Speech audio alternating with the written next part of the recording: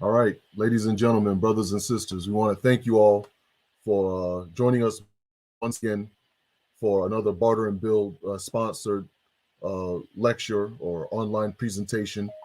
What we're going to do today is do a little discussion about the Black bourgeoisie. The title of this discussion is The Black Bourgeoisie: Insidious Stumbling Block to Black Power. Now, I have to be honest with y'all. When I did this, uh, when I was putting this lecture together, I had gotten up to about 67 slides, and once I got to the point where it was getting close to 70 slides, I told myself that okay, well, look, I'm not about to read 70 slides to this audience. So what I decided to do was kind of edit this out, and I took those slides. I got it down to about halfway, so we got about 30 some slides, and I'm going to take the other slides that I took out and put that together for a part two to this lecture. So we're going to do a part two to this lecture. So we're going to edit, we've edited out. So we're going to go through, the 30 slides, and then we'll take the other 30 or so, probably add a little bit more to it, and try to do a part two to this lecture. So we thank you, and we hope you'll, enjoy this lecture, and we'll hope you also enjoy the next lecture that we do on this subject. I want to thank the Barter and Build think tank for sponsoring this. And you can find us on Facebook. You can go to our YouTube channel. You can go to our website, barter.buildthinktank@gmail.com. You see it there. And down at the bottom, we have www.blackvoter.com. This is a online project that we've been working on regarding policy and centering the Black vote around public policy that would be implemented in the interests of the Black working class, of the Black masses. So it's a work in progress. There's some things that we haven't completed on the website, but you're always welcome to go to the website and look at it, and just keep in mind that we're still working on it. Okay, so www.blackvoter.com. Also want to send a shout out to the Free Horry County Bail Fund. Free stands for funding, release, empowering equity. So the Free Horry County Bail Fund. It's a bail fund that I'm on the board of, just in the name of full disclosure. And it's our way here in Horry County, as other groups are doing throughout the country, forming these funds, of fighting back against the predatory, racist, and classist cash bail system. We know that cash bail is it punishes poor people, it criminalizes poverty, people who should be out of jail, going to work, awaiting their trial, going to work, able to go to work, able to take care of their families, aren't able to do so because they just don't have enough money to pay to get out of jail. So we've decided to implement this bail fund and organize this bail fund, and we're always asking for donations so we can begin bailing people out. So learn how you can help us at oribailfund.org. You see it there on the flyer. Horry, Horry, the H is silent, bailfund.org. Okay. So the premise of this lecture is that, I want us to understand, we must collectively understand that class antagonisms that exist within the Black community are just as inimical or just as problematic as to mass Black interests as racial antagonisms are interracially. We assume that the Black community is monolithic when it comes to public policy or economic justice, and we use nebulous terms like the Black agenda, like everyone in the Black community is following or working towards one specific agenda. We are able to demonstrate, hopefully in this lecture, in the next one, that there are two classes in the Black community, and that the class that identifies themselves as the black middle class or the black bourgeoisie, if you will, they have their own their own political agenda that is not necessarily in the interest of the agenda of the working masses. And third, the black bourgeoisie uses the racial solidarity politics to get the black masses to offer themselves up as cannon fodder for the interests of the black elites. So they come to us whenever their particular interests are jeopardized, and they say, "Hey, we all need to get together and fight against whatever," and they expect us to put our bodies on the line and our masses as a resource for their own personal benefit. And once they benefit and get what they're looking for, they kind of turn their backs on us and look down their nose on the rest of us. And the idea is that we're supposed to live vicariously through the success of our black bourgeoisie. So this is one of the slides. We're going to go ahead and just skip over this slide. I think the next slide would do better to explain what that is. So this quote comes from an article titled "A Subaltern Middle Class: The Case for the Missing Black Bourgeoisie in America" by Dr. William Darity. This was a paper that can be found on the Samuel Du Bois Cook Center for Social Equity on their website. So I'm going to read this, and this kind of gives us a description of what we're talking about when we talk about the black bourgeoisie. What is the black bourgeoisie? In classic Marxism, the middle class consists of those persons who lie between the two social classes that define the mode of production. For example, in the slave mode of production of antiquity, the middle class was the segment of the population that was neither citizen nor slave. In the feudal mode of production, the middle class was the segment of the population that was neither lord nor serf. Under capitalism, or the bourgeois mode of production, the middle class is comprised of those persons who are neither capitalists, the bourgeoisie, nor workers. But this conceptual approach to identification of the middle class rarely has been translated into empirical or operational criteria. While sociologists under the sway of Mills have focused on occupational status as the indicator of class position, economists have been inclined to use a narrow empirical standard based on income of the middle class. Excuse me. Those persons in the middle class, in the middle three quintiles of the income distribution category. Sorry, I'm losing my place. Wright, 1979, the scholar who made the most concerted effort to give empirical content to Marxist class categories, ultimately crafted criteria that appeared to be de facto a blend of occupational status with income, occupational status with income level. Marsh and others developed an index for middle class status with educational attainment, income, occupational status, and home ownership as its four components. Fraser, as in E. Franklin Fraser, merged Mills and Veblen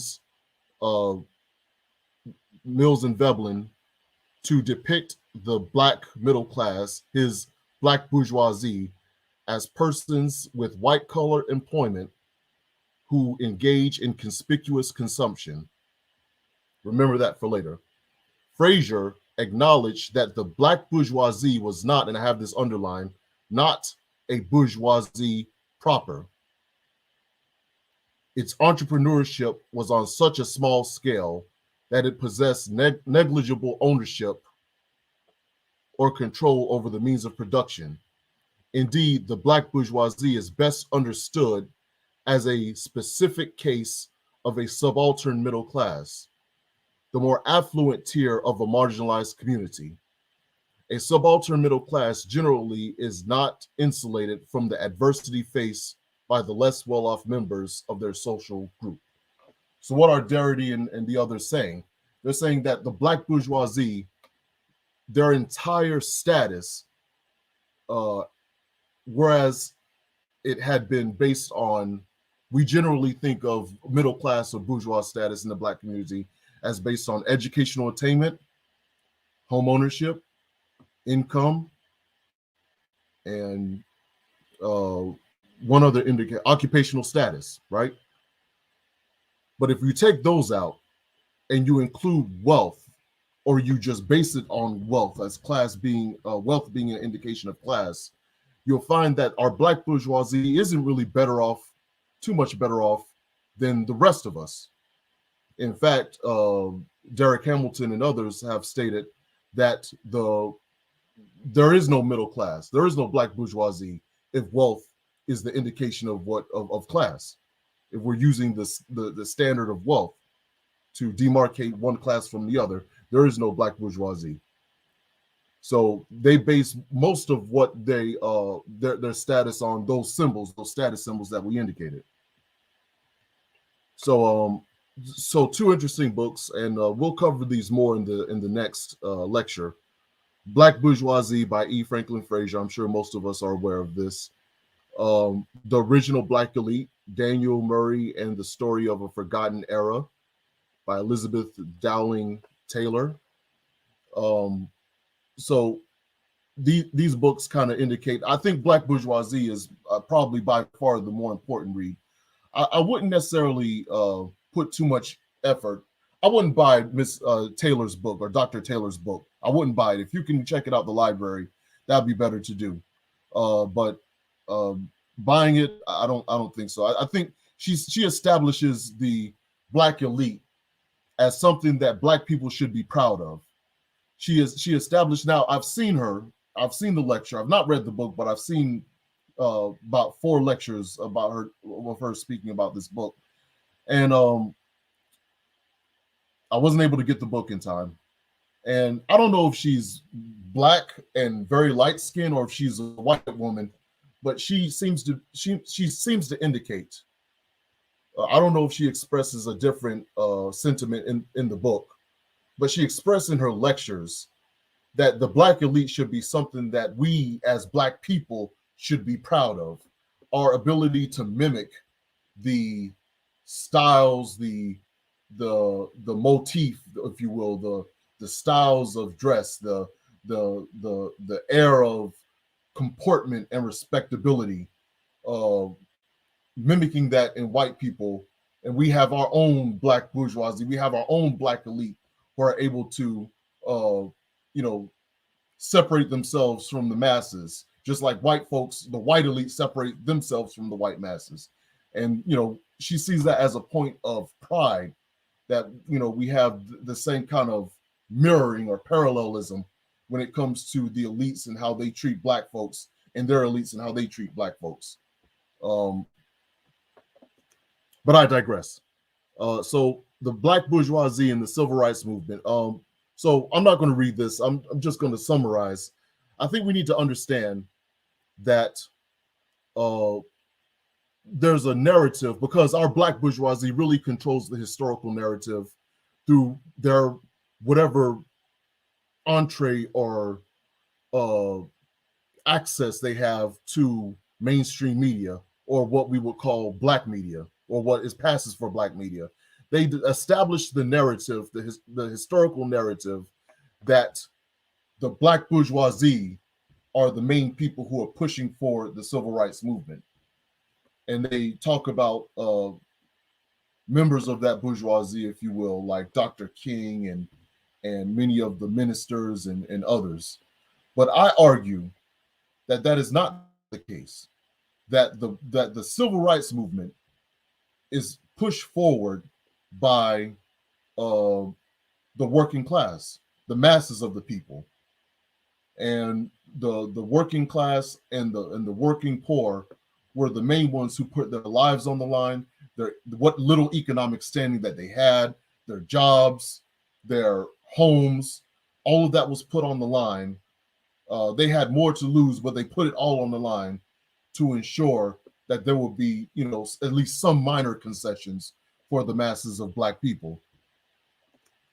So we'll move on to the next slide. So, and this is where I get to the evidence. King scholar and professor of Black labor and civil rights history, Dr. Michael Honey, offers the following, and this is from the book All Labor Has Dignity. He writes, similarly, in Montgomery in 1956, for 381 days, Black female domestic workers, janitors, and others had refused to ride the buses. These working class foot soldiers, especially women, walked or hitched rides to their jobs in order to bring segregation on the buses to an end. King is well known for helping to build campaigns for civil and voting rights, populated by students, preachers, and the middle class. But these key struggles, he also demonstrated the powerful affinity he felt for the poor and working people who propelled these movements. And that's from the introduction to the book, All Labor Has Dignity. So what is Michael Honey saying? He's saying that, yes, there were, the Black middle class was involved, of course. No one can deny that. But the masses of the people who pushed these movements forward were the working class. And we cannot forget that. And we cannot allow the narrative to go forward that, we owe our, college graduates, or we owe our Black bourgeoisie, the permanence or the primacy in the civil rights movement, if you will. Next slide. So Martin Luther King Jr. and the Black bourgeoisie. Dr. King frequently criticized the Black middle class and found among them some of his most fierce critics, especially when King and the SCLC began to organize the Poor People's Campaign. Additionally, many in the Black bourgeoisie, like journalist Carl Rowan, went out of their way to distance themselves from Dr. King over his opposition to the Vietnam War. People like Thurgood Marshall frequently condemned the SCLC's willingness to go to jail, and Adam Clayton Powell dismissed King as irrelevant and made a habit of insulting and humiliating King at public gatherings. So the points I'm making about Thurgood Marshall, this comes from the book Death of a King, the real story of Martin Luther King Jr.'s final year by Tavis Smiley. If I recall correctly, I think Thurgood Marshall said of Dr. King that he wasn't shit as a leader. Okay. And he constantly, criticized and expressed his frustration with the SCLC's willingness to go to jail and then going to the NAACP, which was Thurgood Marshall's organization, he was a part of, to get bailed out. And also Thurgood Marshall once said of Dr. King that he was a boy on a man's errand. That comes out of the book. And also Adam Clayton Powell would constantly berate and try to hurl insults at Dr. King when they were together in public. Okay, next slide. Now this comes from Dr. King's book, Where Do We Go From Here? Now this is a direct reference that he makes to the Black middle class. And he says the following on page 140. But many middle-class Negroes have forgotten their roots and are more concerned about conspicuous consumption than about the cause of justice. Instead, they seek to sit in some serene and passionless realm of isolation, untouched and unmoved by the agonies and struggles of their underprivileged brothers. This kind of selfish detachment has caused the masses of Negroes to feel alienated, not only from the white society, but also from the Negro middle class. They feel that the average middle-class Negro has no concern for their plight. The feeling is often corroborated by the hard facts of experience. How many Negroes who have achieved educational and economic security have forgotten that they were there because of they are where they are because of the support of faceless, unlettered, and unheralded Negroes who did ordinary jobs in an extraordinary way? How many successful Negroes have forgotten that uneducated and poverty-stricken mothers and fathers often worked until their eyebrows were scorched and their hands bruised so that their children could get an education. For any middle-class Negro to forget the masses is an act not only of neglect, but of shameful ingratitude. And that's on page 140. Next slide, please. King and the Poor People's Campaign. Now, this is King is now trying to reach out. This also comes from a book by Michael Honey called Going Down Jericho Road from page 186. Now, King has established that he wants to start a poor people's campaign, a campaign that is geared toward, now we're moving from, voting rights, to get black people elected to different offices and desegregation. Okay, we're moving from that, moving to now economic justice, moving now toward getting economic democracy for the poorest of the poor, including poor black people. Okay. And now let's see what Michael Honey says about this. King eventually did convince his staff to begin organizing the Poor People's Campaign, but they ran into innumerable difficulties from the start. Middle-class clergy, King's target as a base of organizers, wanted to flex their newfound political muscle at the ballot box, not reach down to organize the poorest of the poor. A conference organized by SCLC failed to win commitments from the 150 ministers assembled, despite personal appeals from King. SCLC invited 120 ministers to a meeting in Virginia, and not one showed up. 600 people packed into a Baptist church in Chapel Hill to listen to King lay out his plan for the campaign. But when he called for volunteers, only 2 hands went up. And I emphasize this part. King understood that this hesitation was, in part, a question of class. He says, quote, you know, we have too many Negroes who have somehow, through some education and a degree of economic security, floated or swam out of the backwaters. But now they have forgotten the stench of the backwaters. Michael Honey, Going Down Jericho Road, page 186. Okay, next slide. Who benefited? So, and I say in this slide, the irony is that most of the gains of the movement benefited the very black bourgeoisie who were hesitant to get too involved in the civil rights movement and even the movement for economic democracy. Whatever concessions there were immediately beneficial to the black bourgeoisie or the black middle class. And many black people who are among the masses, the working poor or the poor, or even the working class, have yet to really gain even a modicum of benefits from the mass movement of the 60s, 50s, 60s, and 70s. All right, next slide.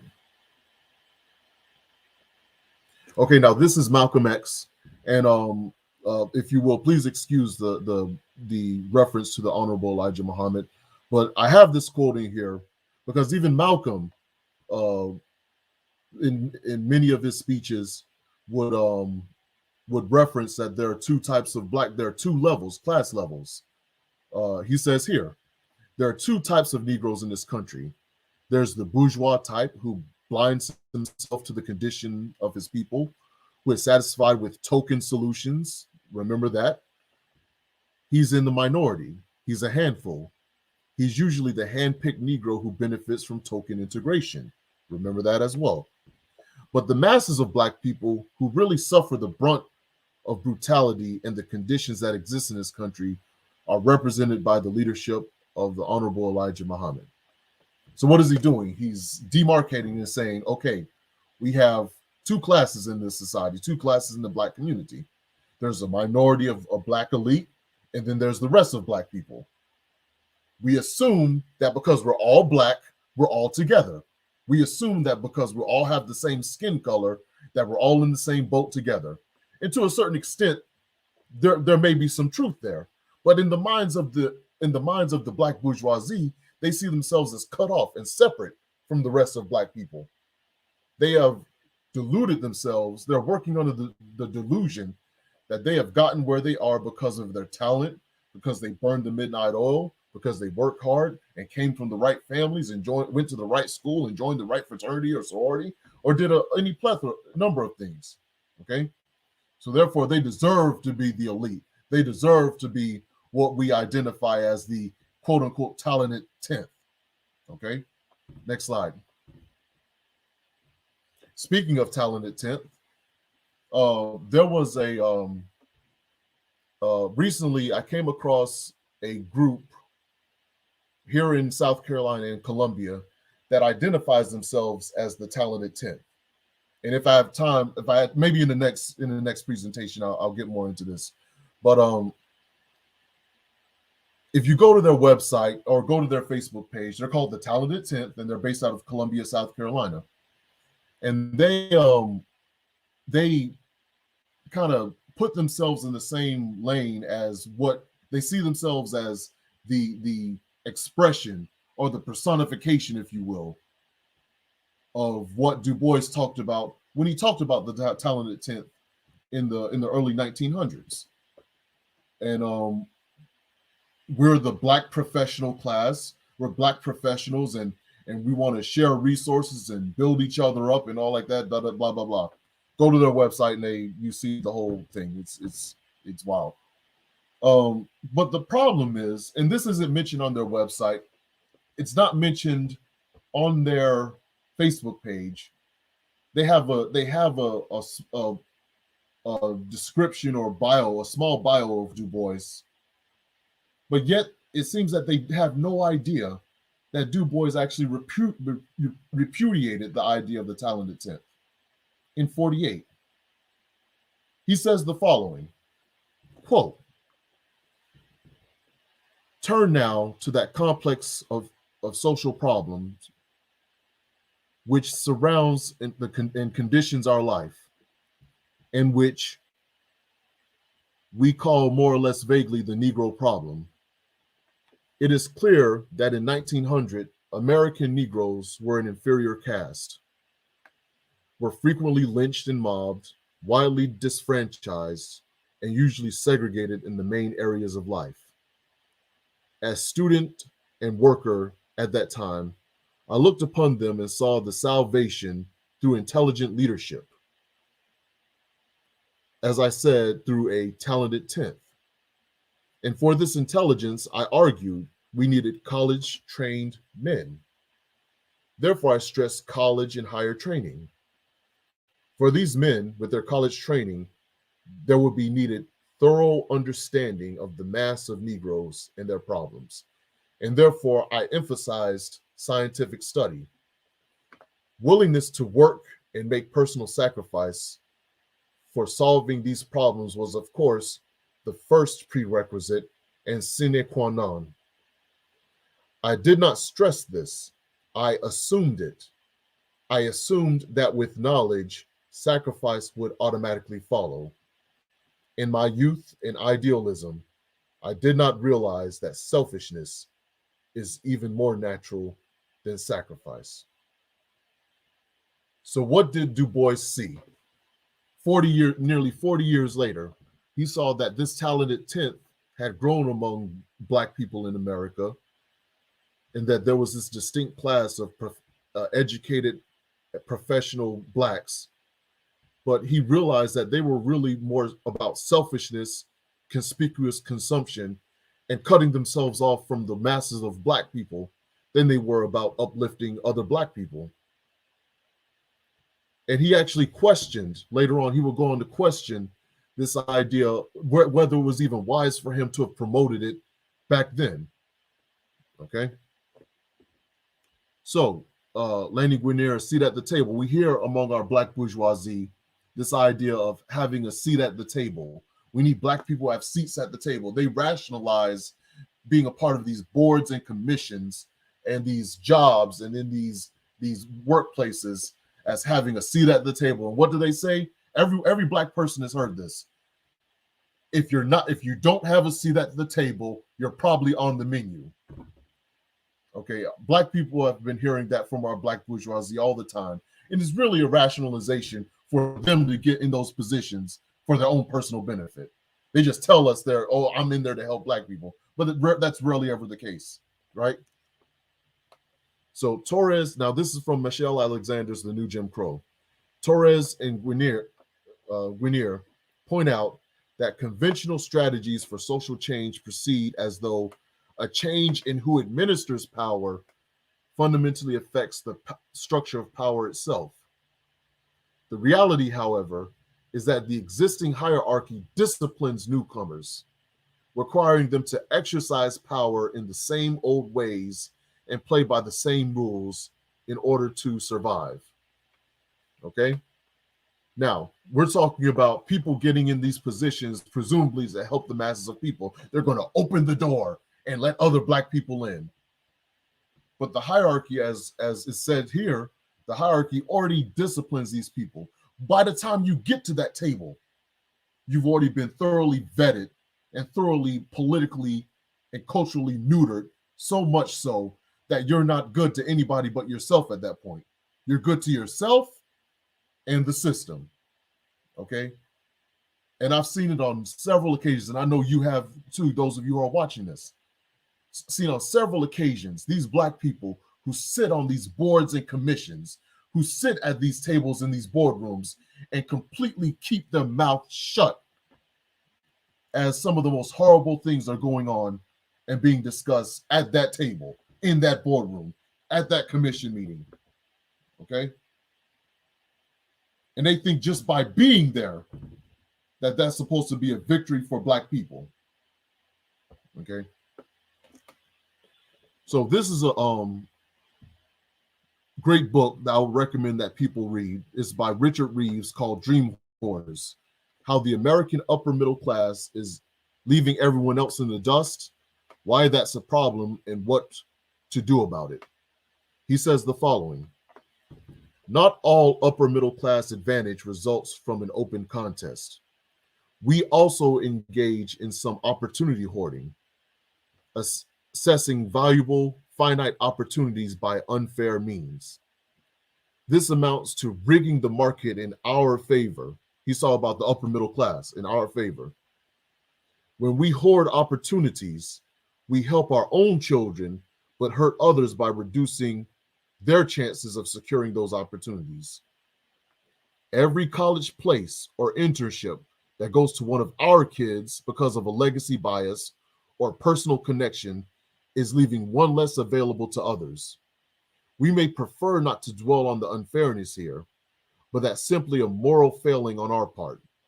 Too many upper middle class Americans still insist that their success or the success of their children stems entirely from brilliance and tenacity. So what is Richard Reeves saying? He's saying that the upper middle class is just as much of a problem, and he discusses it further in the book, that the upper middle class is just as much of a problem as the 1%. We keep on saying the 1% versus the 99%.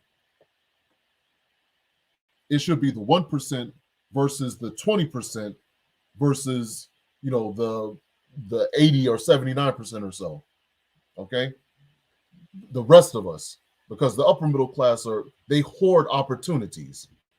They keep things amongst themselves. And this happens. Now, Richard Reeves talks about, he kind of glosses over what, you know, the black community in this book, but it's still a good book to read. And my point in bringing this up and having this in the presentation is to help people understand that there's a parallelism here, that what Richard Reeves is talking about among white folks also happens among black people, that the black upper class, the black professional class, they hoard opportunities. They do the same thing. Excuse me.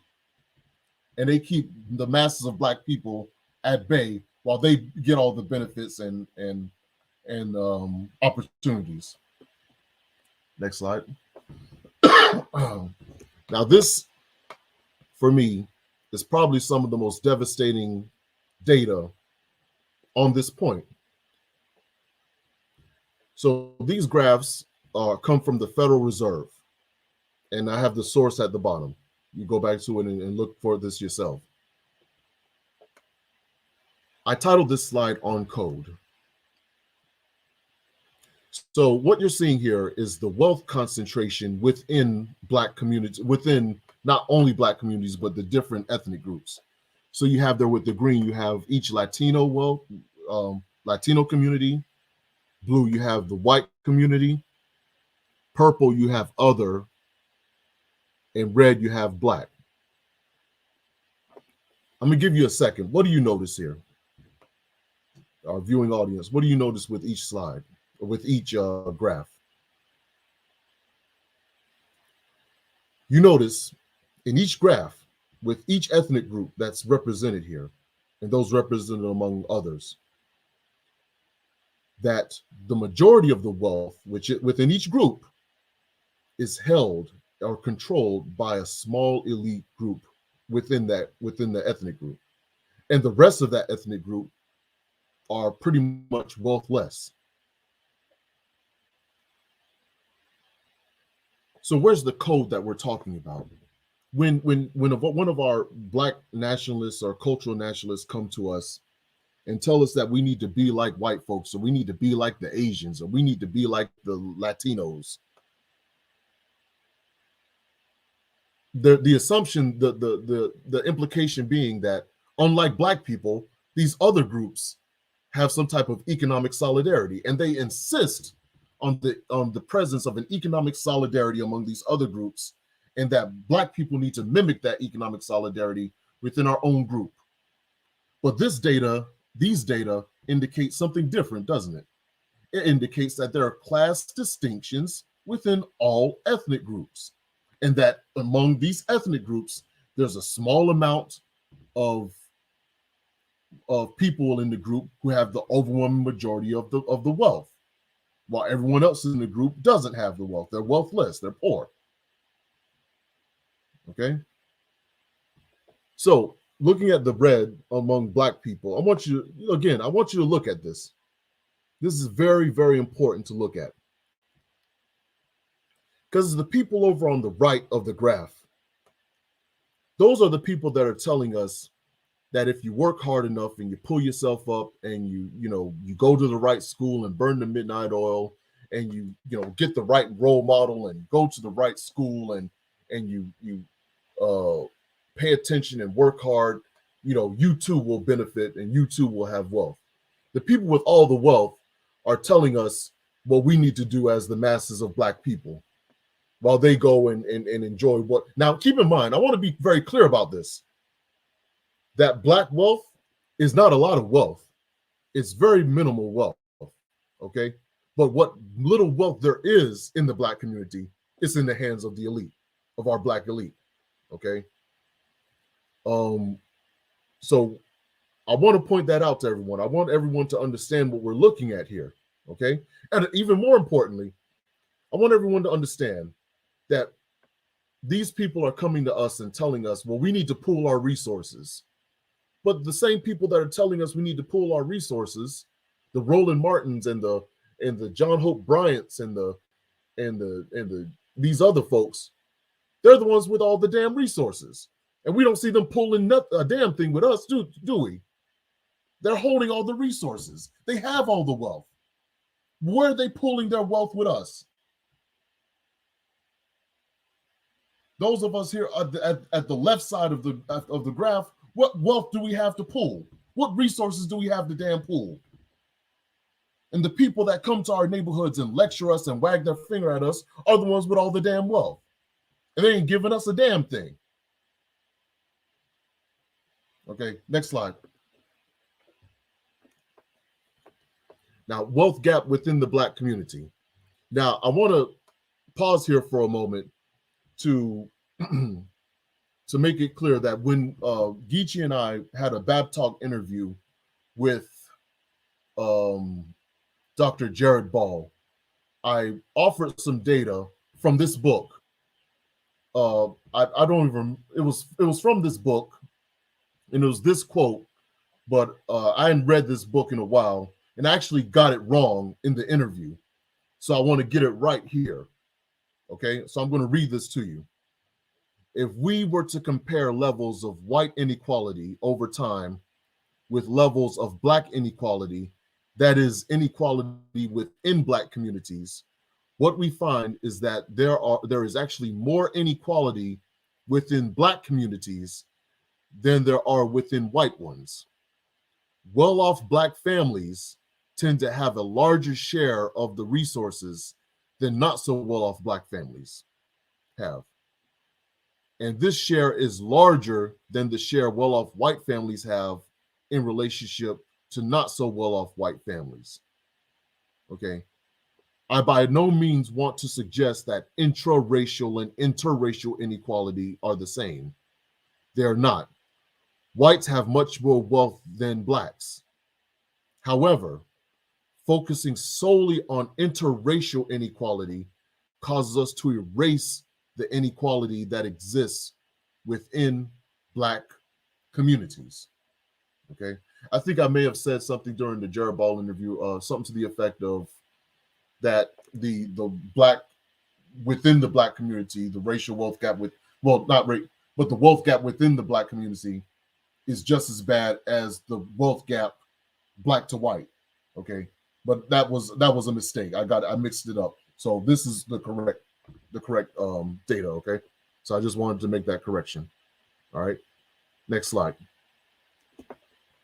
Okay, Locking Up Our Own. This book, great book by Professor James Foreman Jr.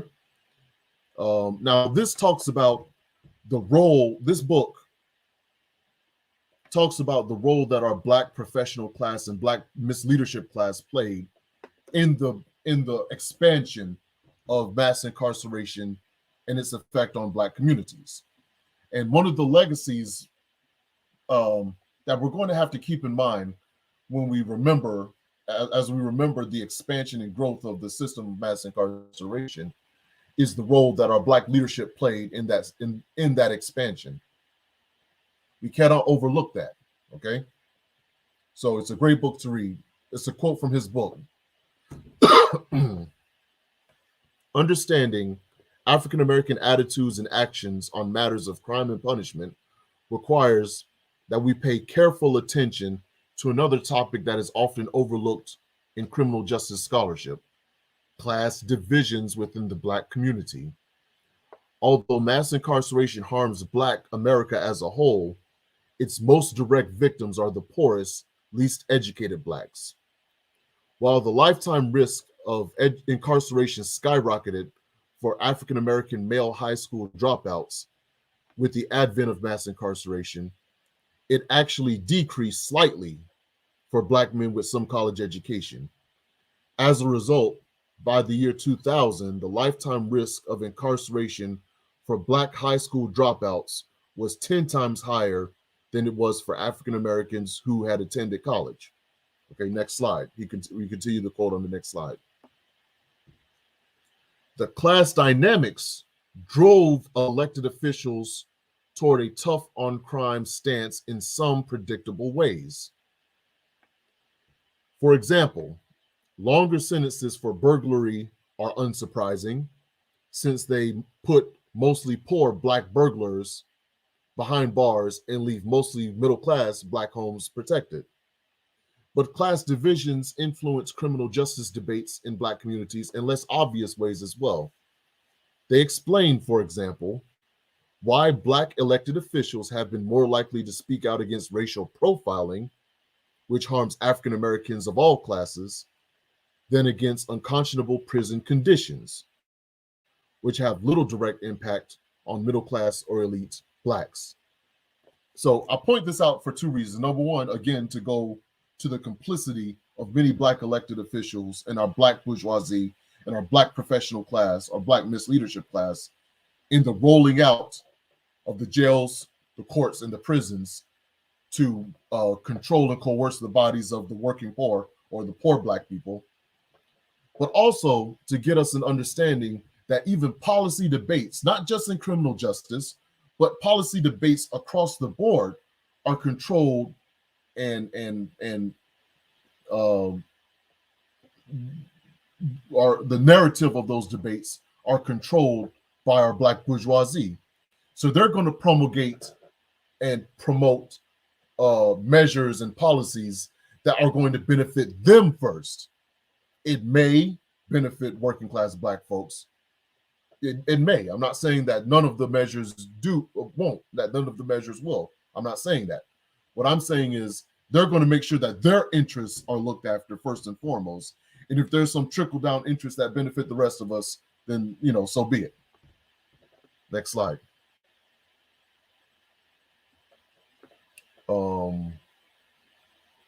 Now, this quote, I want to talk about. Look, this just gives. Look, this is. I'll be honest with you. This is another opportunity for me to read this quote to the educated Negroes out there who think because they have a PhD or even a BA or an MA that gives them some type of status above everyone else. So this is from Amos Wilson, promoting academic achievement for whom, or for what and for whom. He says the following: we have to recognize that the educated individual is the craziest of all individuals, that the educated individual is the most dangerous of all individuals. When this world comes to its end, it will not be brought to an end by the muggers on the street. It will not be brought to an end by the drug addicts, by the prostitutes, by the youth gangs. It's going to be brought to an end by people with PhD degrees. It's going to be brought to an end by people who study physics and mathematics. People who spent 15 and 20 and 30 years in school. It's going to be brought to an end by people who live in nice clipped lawns with houses on the corner, with neat hedges, 2-car garages, and nice little well-spoken children. The people who sent their children to private school, and one morning they'll go off to work and give their wives a nice little bourgeois kiss. And then they'll go down and sit in front of the console of their computer, then proceed to blow themselves up along with the rest of the world. What kind of education is it that leads to these kinds of people? These people are being educated into madness. And that's Dr. Amos Wilson. What type of education is it? And we have our black bourgeoisie promoting the idea that an education is going to solve all of our problems, that an education is going to put us in a position where we can somehow we can academically achieve our way out of oppression, that by virtue of the degrees that we have, and what type of STEM education we have, and what type of where we went to school and all like that we're going to be able to achieve our way out of oppression. And nothing can be further from the truth. We even have some folks who say, that one of the ways that we're going to fight back against oppression is us being the ones who supply the military-industrial complex with the armaments and technology that it needs. If we can have black people who are consulting, who are consultants and who can invent this technology and then sell it to the government, that's supposed to be an achievement for the black masses. Or even, the facial recognition technology that will immediately be used by the surveillance state or promote surveillance capitalism, that's supposed to be some type of achievement for the black masses. Only a bourgeois Negro would come up with something like that and think that's a sane thing to say or a sane thing to believe. And we need to understand that irrespective of the fact that we, many in our black bourgeoisie may cloak themselves in the accoutrement, if you will, of African attire, may give ourselves convoluted African names, may be able to promote and talk about all the African-centered books that we've read and the African-centered scholars that we know. The black bourgeoisie has one goal. And that goal is to lead black people back to capitalism and empire. That is the goal of the black bourgeoisie. That is what we have going on here. Okay. And even Amos Wilson saw it back then. Okay. So this next slide, so I want to address a question. Why do Black workers identify with the Black bourgeoisie?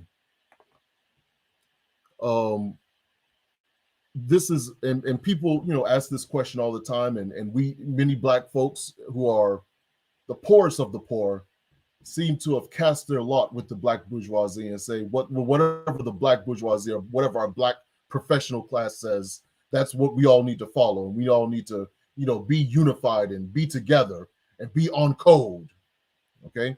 So first of all, I've already demonstrated that none of these groups are on code, whether you're talking about wealth, none of them are on code. And secondly, I want to respond to that call for this Black racial solidarity across class lines by referencing these two books. The first one, the one on the left, is a book by Dr. Jonathan Metzl, Dying of Whiteness: How the Politics of Racial Resentment is Killing America's Heartland. And the book on the right, New York Times bestseller by Thomas Frank, What's the Matter with Kansas? How Conservatives Won the Heart of America. So these two books, they go a long way in doing some great reporting, great research, and great reporting when it comes to Frank's book, and great research when it comes to Dr. Metzl's book. This idea of white solidarity, the idea of white people being on code. Even when I mentioned the book Dying of Whiteness to a relative of mine and talked about what I was reading in the book, he said, "Oh yeah, they're okay. Those white folks are on code. That's what." And I was shocked. I said to myself, "Well, if what Metzl is talking about in the book is being on code, Black people don't need to be on code. That's extremely problematic." Because look at the title of the book, Dying of Whiteness. White people are dying from being on code with the wealthier white folks.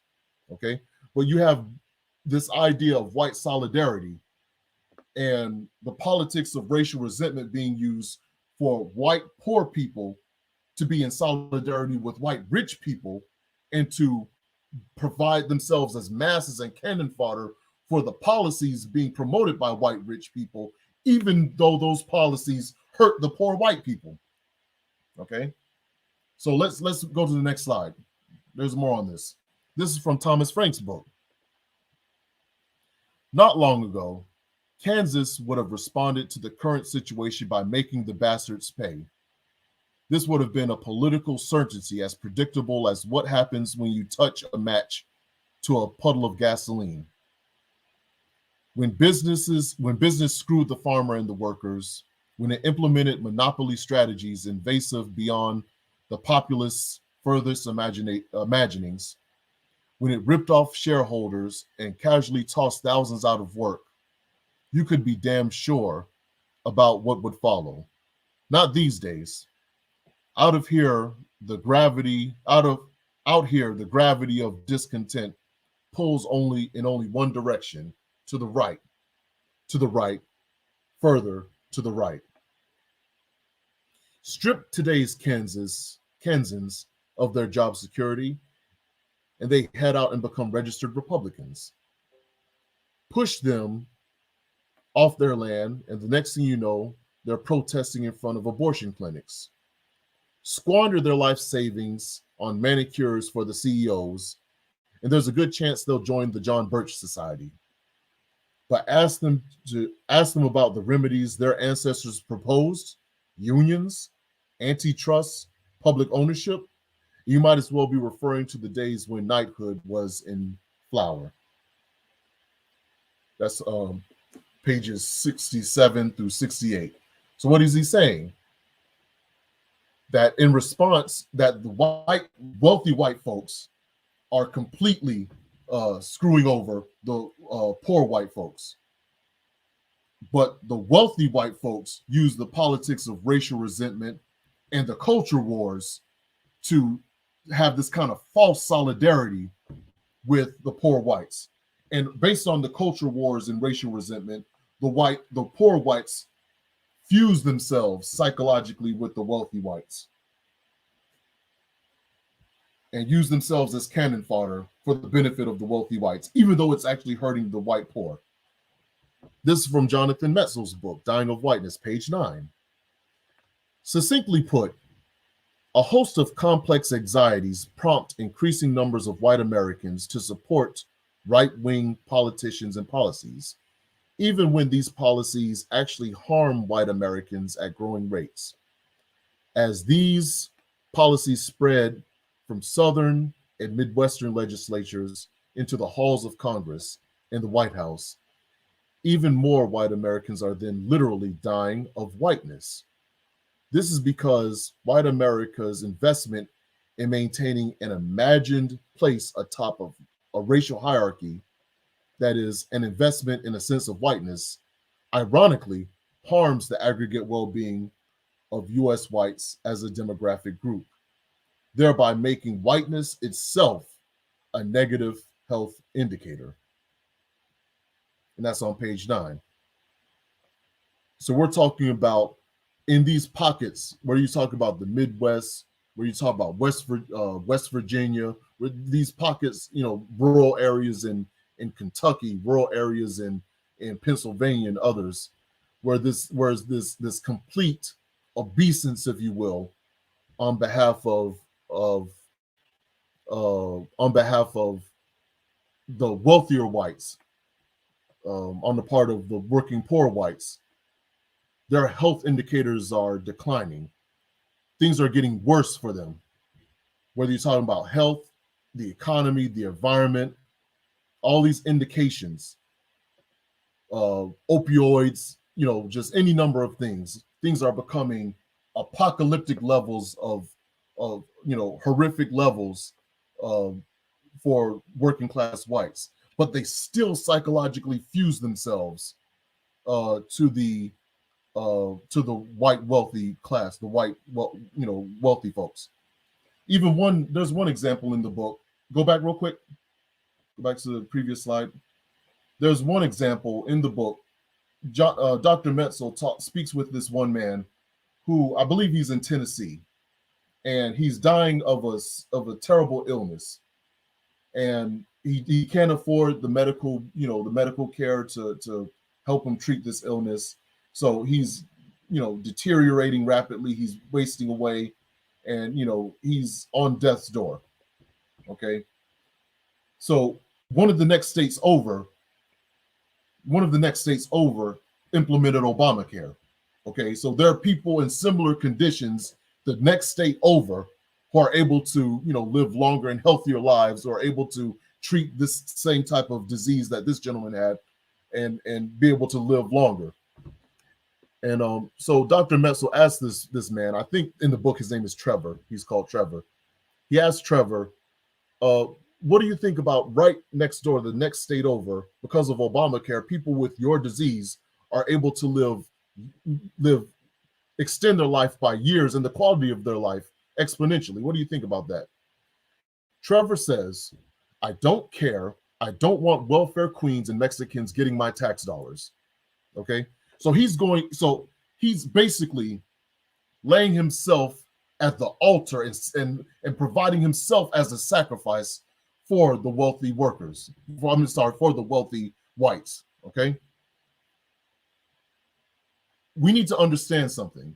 I've spoken a lot about these two books, but I wanted to understand that this is completely applicable to Black people. We as Black people can look at that situation and say, oh, those poor white folks, they're crazy as hell, they're dumb as hell. But we're doing the same thing. We are, and I think we need to understand that Black people are no more or no less politically literate than any other group would be. And we have to understand that whereas the white folks have their wealthy white folks that they follow behind and sacrifice themselves for and provide themselves as cannon fodder for, we have our elite Blacks that we follow behind and almost to the point of worship and provide ourselves as cannon fodder for. And a perfect example of that is on the next slide.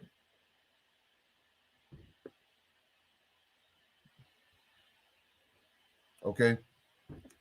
Living a Black fantasy The Obama delirium effect. Now, this was by the late, great Glenn Ford, and this was in Black Agenda Report. That's what BAR stands for, 2009. And I want people to understand something. And, you know, it's very small there. I'm not going to read this in the interest of time. And I want people to go, have the title up there and where it's the website, Black Agenda Report. And I want them to look this up and read it. At the very same time where when this was published and people were being interviewed by Pew Research, Black people being interviewed by Pew Research, they felt that there was an improvement on the conditions of Black people then compared to 5 years earlier. Okay. Keep in mind a few things. At this time, we're in the middle of a housing crisis. A housing crisis, mind you, that United for a Fair Economy described as the greatest loss of wealth for people of color in American history. In the middle of a crisis of Great Recession, where Black people, unemployment is skyrocketing in the Black community. There are pockets within the Black community that are where the unemployment rate is abysmal. Nationwide Black unemployment is, I think in the article it says 17.5.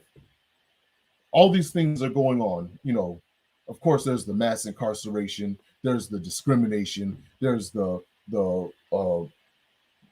police brutality, just all these things going on, environmental problems, environmental issues, all these terrible things going on. But Black people, by and large, think that things are are wonderful now. Why? Because Barack Obama was president of the United States. So they see themselves as living vicariously through the success of a Barack Obama. Okay, even though the reality, they see the Black face in the high place and they think, oh man, everything is great now. We got a Black president, while everything all around them is collapsing. Everything all around them is falling apart, and things are getting worse and worse and worse. But they have that Black president up there on high, so they think that everything is all good. Okay, so before we speak too much about the white delirium, of white folks, sacrificing their personal economic and political interests for the interests of the white ruling class. Before we speak too much on that, we need to check ourselves, because we do the same thing. Okay, Black people were increasingly pro-imperialism, pro-war, because Barack Obama was pro-imperialism, pro-war. In fact, or in theory, reparations has always had a high place among many Black people. That declined because Barack Obama said he was against reparations. So you have millions of Black people basing their values and their political ideals and the political policy that they would want to see implemented. They're distorting them and changing them and switching back and forth based on what Barack Obama says. Okay? So I just want us to keep that in mind. Okay? Let's go to the next slide. Okay. So we want to talk about fixing the victim versus fixing the system. And we're wrapping up. This is a few more slides left. So this is a tweet from the ACLU. Breaking: a South Carolina court just struck down a disorderly conduct law that allowed disproportionately students of color, to be criminalized as normal adolescent behaviors like cursing. Law enforcement and schools can't use these laws to criminalize students. I'm happy to say that two people that I admire greatly, Draquan DeWitt and his mom, Tamika Hemingway, were plaintiffs in this case. They're from right here in Horry County. And I'm also happy to say that To a certain extent, I work with both Draquan and his mother, Tamika, helping them, me and my team, helping them deal with the situation that they were dealing with in the public school system and fighting as best we can, even protesting and doing all these other things to try to get Draquan back into school and have his rights recognized. Our team is actually mentioned in this historic court decision, the court document where this decision was made. We're actually mentioned by name, and so the reason I bring this up, this is only tangentially relevant to the discussion of the Black bourgeoisie. I acknowledge that, but there is some relevance here. We have to make a decision, ladies and gentlemen, between fixing the victim versus fixing the system. We have too much of an emphasis, and I think because a part of this is because, and this is where the relevance comes in, a part of it, or the main part of it, is because we allow the Black bourgeoisie or Black professional class or groups like the Talented 10th to control the narrative. And their narrative, for their interests, the narrative is, if we can teach our kids, if we can help our kids sharpen up their reading skills, if we can help our kids dress for success, if we can help our kids study harder, if we can help our kids mentor our kids and teach them the difference between the proper dining decorum and etiquette, where they know the difference between the salad fork and the entree fork. If we can get them to wear ties every Tuesday, like 100 Black men or whoever, if we can get them to do all of this, this will somehow inoculate them from the systemic racism that exists in this society, especially in the school system. And they do this, especially around here in Horry County. We have a lot of, the respectability folks who think as long as we mentor these kids, that'll be all right. But the problem with that is there's too much emphasis on fixing perceived flaws in our young people and not enough emphasis on fixing real flaws in the system.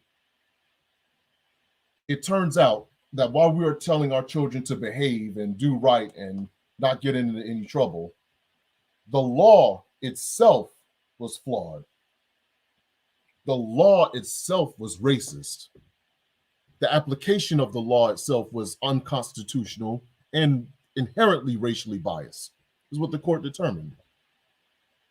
So at the end of the day, no amount of teaching our kids how to eat with the right salad fork, or teaching our kids how to tie a tie, or teaching our kids how to, read on a higher level, or teaching our kids any of these number of things, or mentoring our kids, or anything like that, would have prevented this law from affecting more Black students than white students. Okay, because there are systemic problems that are targeting Black kids above and beyond anything that we can do in our little mentoring. A part of the problem is that these mentors, these bourgeois Negroes, these Black professionals are so tied to the system that they would rather point the finger at the helpless, powerless kids than point the finger at the system, because them acquiescing to the system has given them the ability to afford their upper middle class lifestyle. And they don't want to rock the boat. So they rather point the finger and wag their finger at the victim and blame the victim than fighting and fixing the system. Okay? So solutions, well, that was a part of the solution. I think we need to focus on put more of an emphasis and more of an effort in fixing the flaws in the system than trying to fix like these. Let me also say this, before I go to this slide. When I'm not against mentoring, I actually did those who follow the Barter and Build think tank, I did a lecture earlier about why mentoring and tutoring are not enough for black children. Okay, I'm not against mentoring, but I'll say this: it's not enough, especially with the type of Negroes, these bourgeois Negroes that we have who are imposing themselves on our children as role models and mentors. Okay, because half of these Negroes are cowardly and feckless, and all they're doing is teaching our children to be cowards and to be feckless. Okay, so all these Negroes, some of these Negroes don't need to be around our children. Okay, I don't care what type of damn tie they have on or what type of degree they have. Okay, we need to understand that. So I'll leave that alone. Uh, Changes in individual behavior will not close the racial wealth divide. Only structural, systemic policy change can do that. Adjustments to Black and Latinx education rates, homeownership, savings, and employment do not greatly reduce the racial wealth divide due to the structural underpinnings holding the racial wealth divide in place. And that's from the report 10 Solutions for Closing the Racial Wealth Gap. So what are we saying? The problems that we have, whereas we have our Black bourgeoisie telling us, hey, we just need to, get our respectability up and our comportment up and our education and homeownership. Like all these things that are being pointed out in this quote are things that the Black bourgeoisie is telling us we need to focus on in order to have equality or close the racial wealth gap or what have you. But it turns out, based on the analysis of some of our top economists on this issue, none of this stuff works. Okay, and that the only things that will work are the very public policies that the Black bourgeoisie is telling us that we shouldn't be fighting for. All right, next slide. Continue. Addressing racial wealth inequality will require a major redistributive effort or another major public policy intervention to build Black American wealth. This could take the form of a direct race-specific initiative, like a dramatic reparations program tied to compensation for the legacies of slavery and Jim Crow, and or an initiative that addresses the perniciousness of wealth inequality for the entire American population, which could disproportionately benefit Black Americans due to their exceptionally low levels of wealth. Indeed, the two strategies, reparations for America's record of racial injustice, or the provision of an equivalent of a substantial trust fund for every wealth poor American, need not be mutually exclusive. Okay, so what they're talking about are baby bonds, reparations and baby bonds. Okay, reparations for Black people as a payment or a distribution of wealth to kind of roll back the damage or repair the damage done from not only slavery, but from Jim Crow segregation and mass incarceration and the drug war and the plethora of things that have been done to Black people. And also the baby bonds, where every child at birth, at a certain wealth level at birth, are given monies. There's the money placed in a trust account in their name, and that money grows in interest. And once the child turns 18 years old, they have access to that that money in order to go to school, start a business, or purchase a home. Okay. So reparations, we already spoke about that. We'll move on.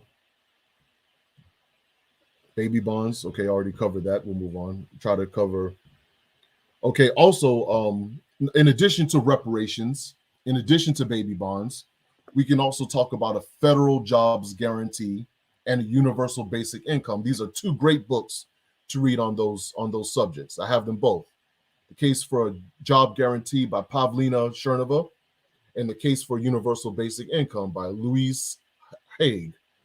Now, federal jobs guarantee is a guarantee that the government will make available and accessible to millions of Americans high-paying jobs with health, with benefits, okay, with a minimum of $15 an hour, okay, and that the government can provide these jobs, has the money and resources to provide these jobs whether you're talking about working on the crumbling infrastructure in America, whether you're talking about our artists doing murals and artwork, kind of like the work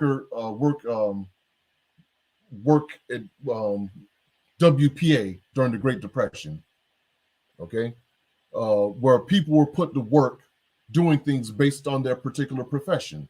So if you're a writer like I am, and if this was during the Great Depression, I'm unemployed, I'll be hired by the government to go around and do interviews with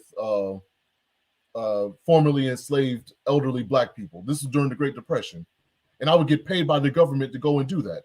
And they were able to collect, and those writers were able to collect a lot of great information from those interviews. Or if you're an artist, I'll be paid by the government to go and do a mural in my local park. Now I'll be paid by the government to do that.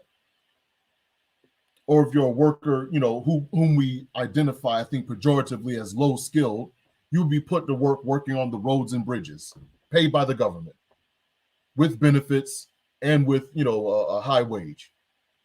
So this is what we're talking about. We want to apply that to today. Now, one caveat: we're in the middle of a pandemic. So what I would say is probably put a hold on the jobs guarantee for now until we can get the pandemic under control, and probably put more emphasis on universal basic income.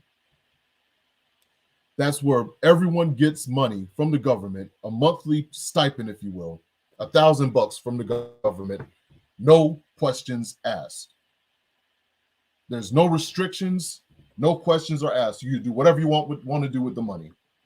The only problem I have with that is that with the way it's being promoted in the mainstream media, I think, again, the narrative is flawed, is that everyone gets the universal basic income. So presumably Oprah would get a monthly stipend of $1,000, but we all know that she doesn't need it.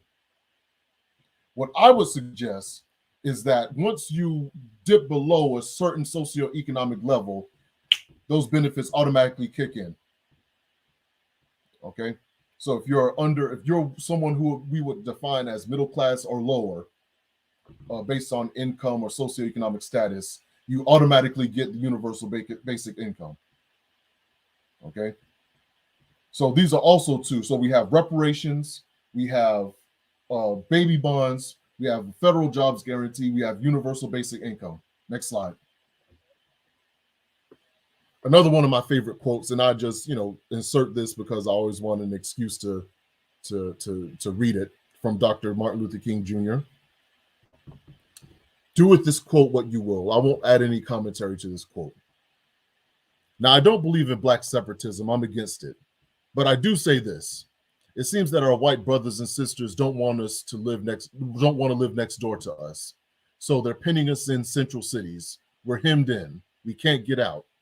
They won't pass a fair housing bill here. And that's true for every city in the country. Now, since they're just going to keep us here, what we're going to have to do is control the central city. We've got to be mayors of these big cities. And the minute we get elected mayor, we've got to begin taxing everybody who works in the city and lives in the suburbs. I know this sounds mean, but I just want to be realistic. Martin Luther King Jr. Next slide.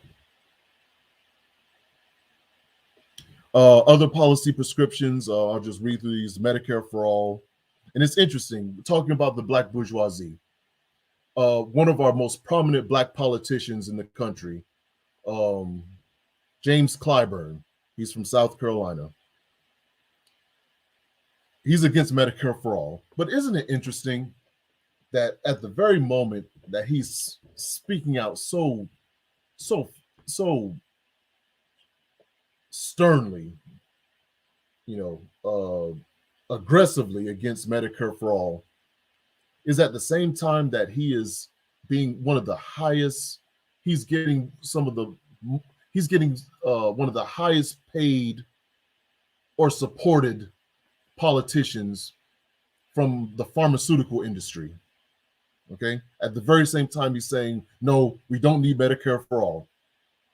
Okay, call me crazy, call me a conspiracy theorist, but I think one may have something to do with the other. That's just me. That's just my opinion. But number two, Marshall Plan for the inner city, something that we've kind of talked about already. Ecological justice and restoration. We have to talk about uh, ecological justice, environmental justice. There is such a thing called environmental racism. We're dealing with not only environmental racism with the placement of brown sites near Black communities, the dumping of waste near Black communities, even the where you talk about Flint and here in South Carolina, Denmark, South Carolina, and a plethora of other cities that many of them are Black cities, where the water is becoming more and more polluted and poisoned. That needs to be fixed. Um, Pretty soon on our BAP talk, we'll have what's the brother's name? Reverend Leo Woodbury. We'll have Reverend Leo Woodbury, who's one of the leading environmental justice advocates in the country and internationally known. We're going to have him on the show really soon. He's agreed to come on the show. So it'll be great to have him to discuss more about ecological justice and restoration. Educational self-determination, community control of public schools, community control of policing, housing recognized as a human right, and food sovereignty. Next slide. Movement politics and nation building. So I'm going to read this, and I think this is the last slide that we have. And I think this is a great slide to end on. Movement politics is how the people flex their power, while electoral politics under a corporate duopoly system is the domain of the moneyed classes. The Black bourgeoisie will push us, just say, oh, well, we just need to vote. If we vote, we'll be all right. And that's another thing I want to point out real quick before I read the rest of this. We can't overlook the fact that there's such a that the Black bourgeoisie, our Black professional class, or Black misleadership class, their prominence in the society, it seems, many of them, it seems that their prominence in the society, they're being able to move up in the society, socioeconomically, socially or economically, is tied to their ability to deliver Black people to the Democratic Party. They come into our communities, these Black bourgeoisies and Black professionals come into our communities and browbeat us about how bad it'll be if the Republicans take over. And I'm not defending the Republicans. I'm not saying the Republicans need to be in charge. I'm not saying that. But Black people, they lecture us about how bad it'll be if the Republicans take over, and they lecture us about how how our ancestors died for the right to vote and all this other stuff. And then turn around and tell us, because our ancestors died for the right to vote, we're obligated to vote for this mediocre white Democrat who has never come to the Black community before election time. Okay? So they're tied. They're tied. And we have to ask ourselves, are they pushing this idea that we need to vote for Democrats because it's good for us, or are they pushing it upon us because it's good for them? So we need to ask ourselves that question. Movement politics is how people flex their power, while electoral politics under a corporate duopoly system is the domain of the moneyed classes. This is a lesson learned in the 60s, a period when some years saw as many as 5,000 separate demonstrations. The makeup of the U.S. House and Senate did not change dramatically during that tumultuous decade. Political contributions kept most incumbents in office year after year, as is the case today. But for a time, the lawmakers behaved differently, voting for civil rights and social justice measures they had not previously supported, when confronted with masses of determined people in motion, who sometimes burned cities. Movement politics was finally quashed in the latter part of the 60s by a combination of lethal force and political seduction. A national policy of mass Black incarceration, supported by both corporate parties, criminalized Black people as a group, while federal and local police waged a murderous, dirty war to crush black radicals. That's the late great Glenn Ford for Black Agenda Report. Do you have any other slides, Kishi? Okay. Questions or comments? The only thing I'll say in wrapping up, and I think Geechee's coming on now, is that we must, again, I'll just say, as I said at the beginning, we have to understand that there are class antagonisms within the Black community that we must recognize, that we have to understand, and that we have to see, and that we could talk about, race and racial solidarity and all like that. But I think it's problematic, especially without a certain amount of political literacy, when we call for racial solidarity across class lines without understanding the agenda that the Black bourgeoisie has. And I'll end on that. Appreciate you, man. So we got a couple people in. Peace, Jasmine. We can't wait for you to come back to the Barter and Bill think tank. One of our students in our study group, Brother Huey. Ideology is powerful. The poor will adopt the bourgeois philosophies with the very little to lose. I want to go here real quick. What's your thoughts about how the masses can be disabused with this form of, or concept of success, right? So integrating, closing your proximity to whiteness, getting a bag. Like, is it possible they can be disabused of this concept? How do you feel about that? I feel like we got a long way. Well, we do have a long way, and I think I think this is a remarkable achievement. What we're seeing now is a remarkable achievement of propaganda, and the propaganda being pushed by the ruling class. And it's going to be very difficult to get people out of that mode of thinking. I think because even with what's going on around them, there's still a delusion that if you work hard enough and you burn the midnight oil and you hustle hard and do whatever you got to do, that you'll be able to rise above it. And there are millions and millions and millions and millions of Black people in this country that they're trying as hard as they can, and it's just not working. What we're being told is just not working. Mm-hmm. There's this constant thing that I'm seeing about Colin Powell, and I'm not seeing. I think I deleted 2 people maybe that I remember. I was like, if I see anybody say something about Colin Powell that's not saying something like this, I'm deleting them. But when you think about, again, we talk about being disabused of this misinformation, healing from this celebrity worship. But what's your thoughts of? I know you kind of mentioned it earlier, but what's your thoughts of people just like, I don't know, it's like Colin Powell was almost like Obama at a point. I mean, this is a light-skinned dude, and everybody's like, oh. But again, that propaganda. I mean, do you think there should be some counter propaganda? The propaganda is so powerful that we can literally celebrate this man murdering African people that look like us, Caribbean people that look like us. Like, is counter propaganda going to take it, or what? But there has to be, and there's some counter propaganda that's being promulgated. I mean, you have Black Agenda Report, you have some online shows,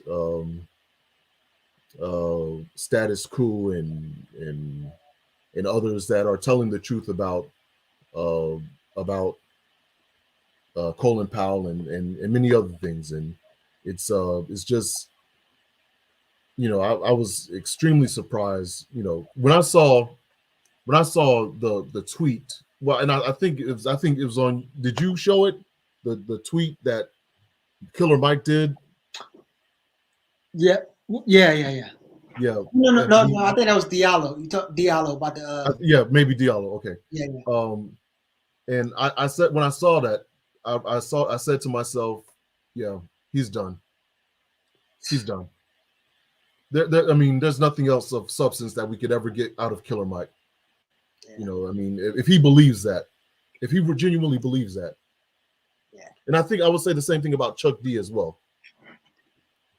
You I mean, know, I think at this point, Killer Mike trying to get some of that white bank and black elite black money for his stuff. I don't. I mean, he's off the ground. They're moving. I mean, he don't need us anymore. He done got us for what he needed for the first start. So I'm not sure that he even care at this point. so Colin Powell is a warmongering minion of Satan. Let us join hands and fervently pray that this subhuman abomination is kneeling neck deep in shit in hell's flesh stripping lake of fire. Well, first of all, I don't believe in Satan. I don't think Satan exists. And I don't believe there's a place called hell. But if there is, if he does exist and there is a place called hell, amen, sister.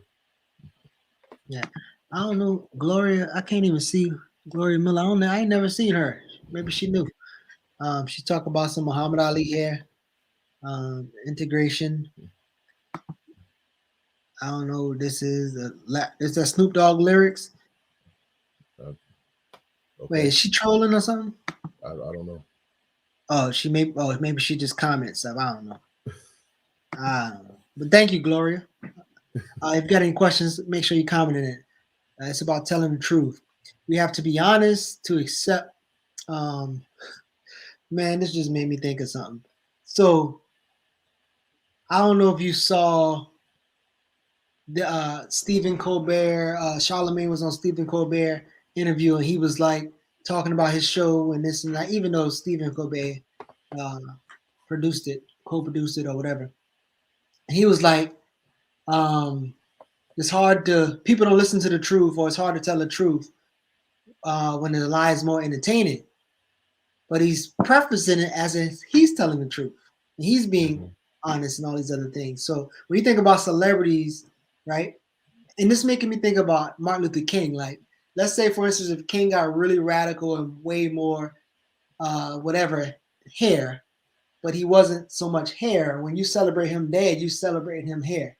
And it's almost like if when you was 17 and they were like, Osafo was this and that. Like he's grown for the last 15 years or whatever. But these celebrities are tailoring and narrating these people for their gain. Example, I showed you the video of the brothers saying, "Well, we don't know. Fred Hampton might have been a black capitalist. He was young." Like this stupid shit, right? Like what again, the propaganda, you have this big white media power structure behind you. You have celebrity worshippers who will pretty much virtually shoot you in defense of their celebrity. Like, what's your thoughts about this power of being able to even make lies seem honest or something like that? But yeah, I mean, it's when you, I mean, first of all, speaking of Charlemagne, I mean, I think he's at the point of being. I think there's a phrase called the Negro Whisperer, where he's the one who white people come to talk about black people, Mhm. and he's putting, he's making himself available for that position, and that's and he sees that as his ticket to the to the higher echelon, if you will, of status in Hollywood or in the society in general or whatever. And that's where he wants to go, and it's the same with a lot of these celebrities. And you'll note, I think somebody, I think they'll have a manager or PR person. Hey, this is good PR. Go and be at the front of this march so you can do this photo opportunity, or go and promote this black bank, or go and talk about how we need more black entrepreneurs, or something Right. like that. And it's black, but it's black in a way that's, if it's implemented, it's going to benefit the ruling class. It's going to benefit the society. It's not really a rebellion against the status quo, and that's it's kind of a rebellion and being countercultural is sexy, always has been. But they're Right. going to give you a form of countercultural narrative. They're going to feed it to you, a form of it, that's going to benefit the power system, that's going to benefit the empire. Right. There's a as you watching, rewatching, make sure you get your comments in. I'm gonna have a couple more questions, and then I want you guys to also ask some questions. But there's a conversation that I had from what's dude name? He from 40-year-old version or whatever you call that movie, right? And I'm gonna share my screen because this is kind of this is reminding me of what you said about public relations, and this is good for ratings and stuff like that. Um, but you know, Wallow and Gilly, who spread the worst information at the time, Wallow was accusing this guy of using his story because he created this personality that got out of jail and became a motivational speaker. And Wallow was like, he stole my story. Everybody, yeah, he stole his story. And they up there. And you know, pocket watching with JT was like, bro, that's everybody who get out of jail.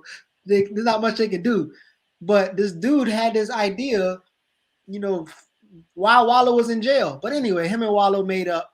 They up there, you know, kissing and hugging on the not really, but kissing and hugging on this video here.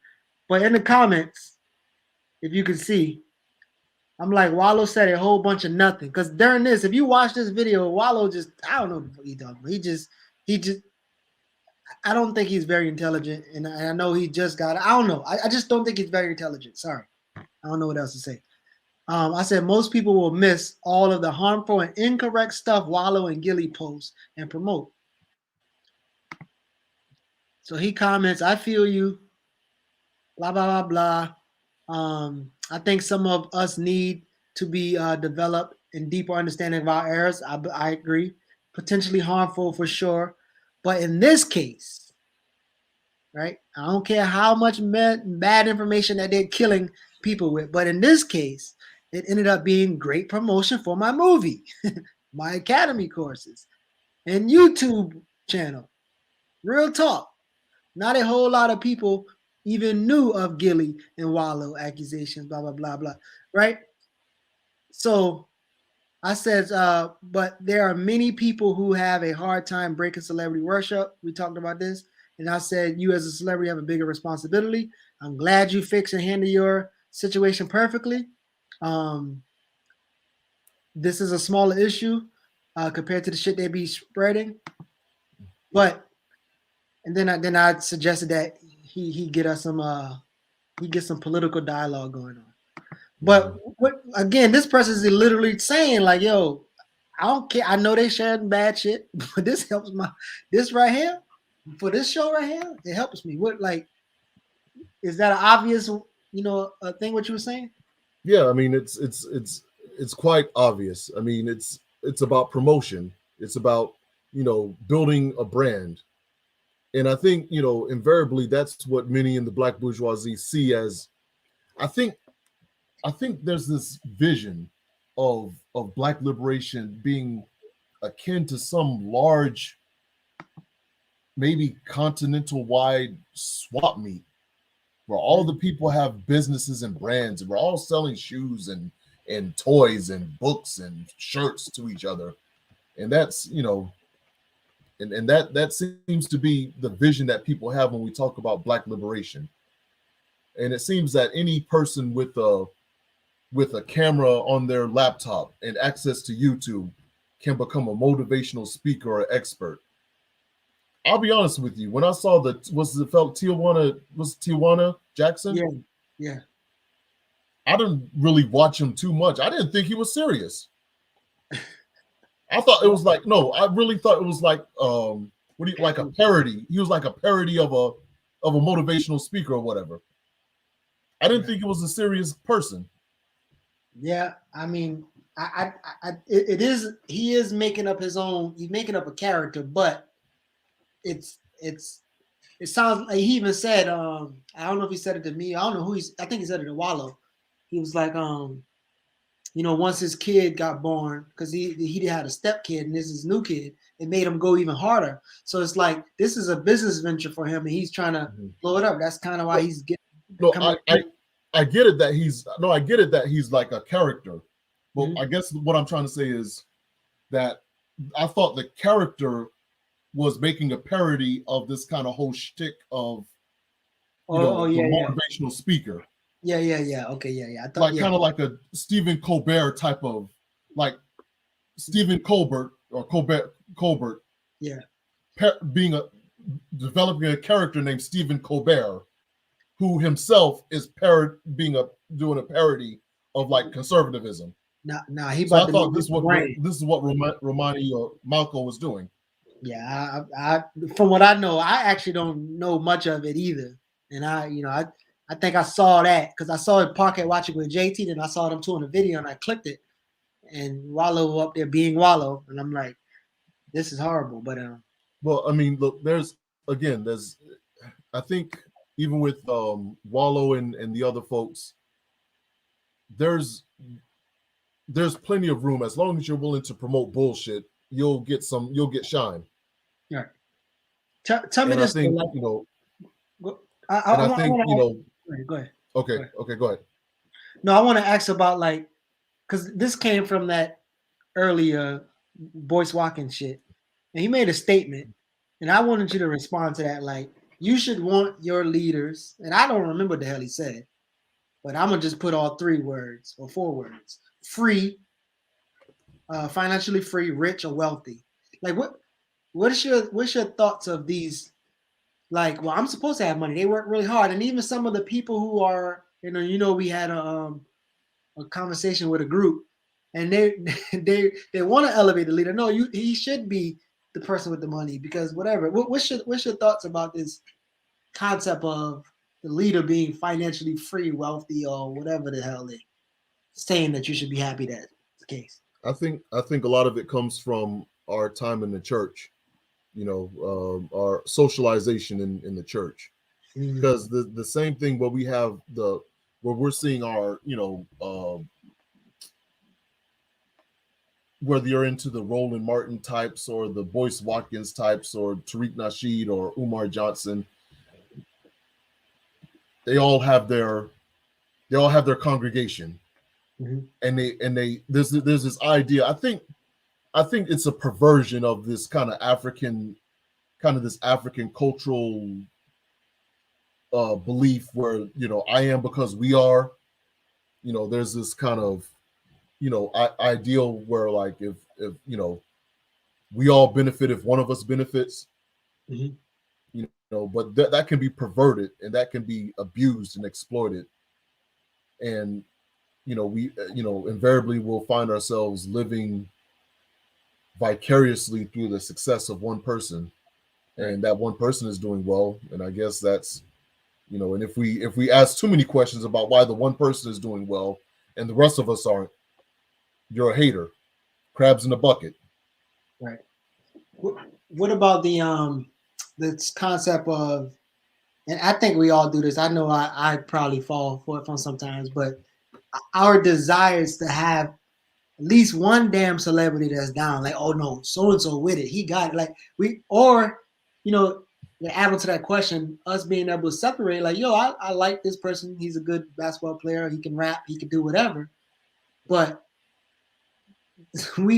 celebrities ain't gonna be the one that give it to us or organize us or put us in the space where we gonna confront the power structure. So how do you help us kind of get rid of some of this celebrity worship? Peace, Baba. Yeah, we're not. Yeah, that's going to be extremely difficult because I think that's a problem. I think that's a problem with society in general. I mean that spans across racial lines. I don't think that's necessarily an issue just with Black people. We do celebrity worship. People are pushed to us, are pushed in our faces as this is who you need to be like. This is what success is. This is what you need to emulate. We wear a certain type of shoes because we saw a successful person wearing the shoe. We wear, by the Jordans. The Jordans cost $5 to make in a sweatshop. Where a little girl may have gotten her arm ripped off by one of the shoemaking machines. We don't care. We saw the successful person wearing the shoes, so we want to wear them. Right. And because of that, the $5 shoe that costs $5 in a girl's arm are now $150. Right. So I mean, it's a problem that spans across racial lines, Right. and I think it's a part of the idea that if we don't pay too much attention to rebelling against the ruling class, if we work within the system, maybe one day we too can be in that position. Yeah, I mean, we saw that with one of the studies we did about the American dream. Poor people believing that people who are homeless are still believing that they can have the American dream. I want to have 3 more questions about something else you talked about later on in the study. I mean, in the talk. And anybody else who have any questions, make sure you get them in. We'll be on for another maybe 15 minutes or so. But there's this idea, whether it's the celebrity class or just the black people doing their thing. I hear people brag about, well, I only hire black people, right? And so, especially when you think about these solutions that don't solve, black people getting funded, they're getting grant funds, they're starting nonprofits and hiring other black people, or they got this new show and they hiring black people. What in a way, you critiquing will sound like you're a hater, obviously, and I'm giving black people jobs. What are you doing? Like, how do you begin to even like deal with that? Like, yes, you just hired 5 black people to teach financial literacy to poor kids, but still. Well, I mean, just because you can't use that as the standard. I mean, just because you're able to hire and enrich other black people doesn't mean it's a good thing. Because the drug dealer can hire corner boys. Oh, I'm hiring my people. I'm putting my people to work. The pimp can exploit and beat the hell out of black sex workers. Well, at least they're working. At least they're getting some money. What are you doing?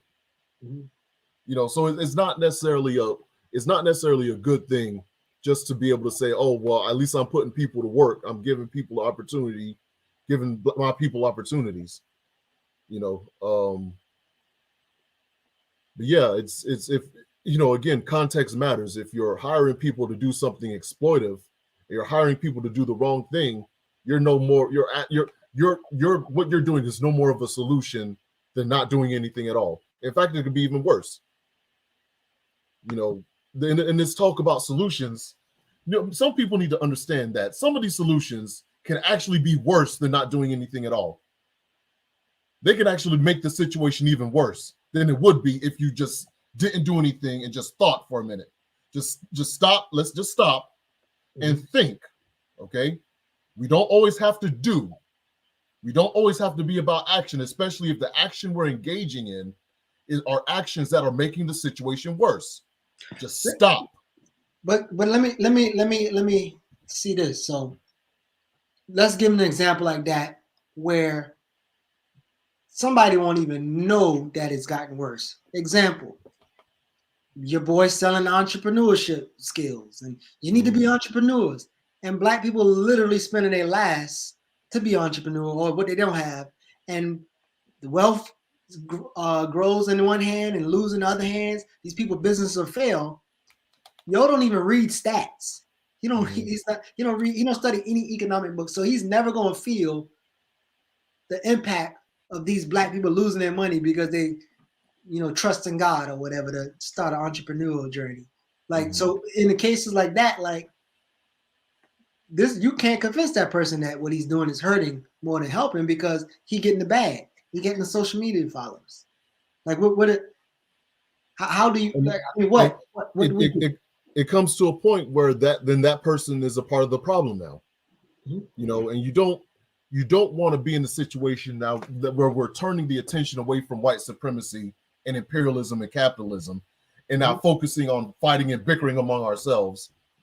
That's not something I really want to engage in. But if the people are promoting solutions, quote unquote, that are furthering the interests of white supremacy, I mean, what you really have no choice. You're left with no other choice. Right. Okay. And we're often invariably we're being told, since we're all black, okay, well, you do your thing and I do my thing, and you know, we both have the same interests. We want to help Black people, and we should just, you know, not be against each other, not necessarily help each other, but kind of coexist.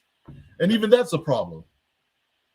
That's even problematic because, you know, if the person, again, I can't stand idly by and have Boyce Watkins hustle Black people or Umar Johnson hustle Black people out of the last pennies and dimes, you know, to do whatever BS that they're doing.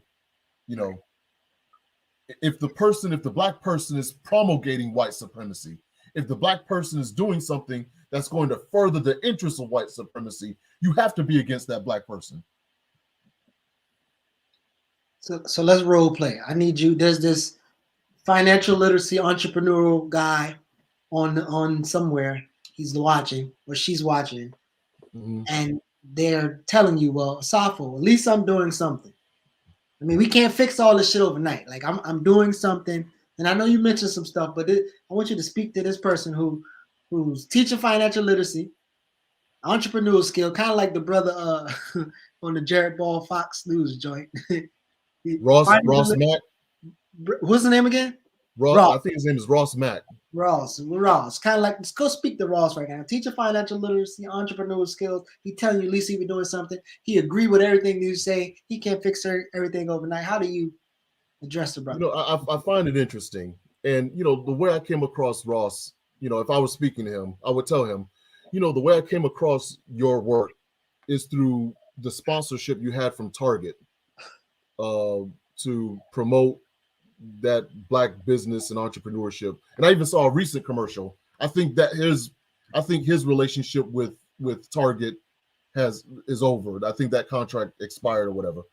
But I saw a more recent commercial on TV before the lecture of Target talking about Black entrepreneurs and all like that.